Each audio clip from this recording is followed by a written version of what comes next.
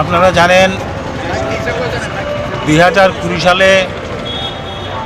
করোনার অতিমারীর সময় বর্তমান কেন্দ্রীয় সরকার ক্যাবিনেট ডিসিশন নিয়ে এবং আমাদের দেশের যারা শিক্ষাবিদ তাদের পরামর্শ ছাড়া এটা নয়া জাতীয় শিক্ষানীতি প্রচলন করেছে। যে শিক্ষানীতি আমাদের দেশের শিক্ষা ব্যবস্থাটাকে ধ্বংস করার একটা প্রক্রিয়া। এই শিক্ষানীতিতে আমাদের যে বর্তমান যে শিক্ষা ব্যবস্থায় যা আছে তাকে বাদ দিয়ে বৈদিক এবং পৌরাণিক যে শিক্ষা, এই শিক্ষাটাকে বর্তমান শিক্ষা ব্যবস্থায় এই শিক্ষানীতির মাধ্যমে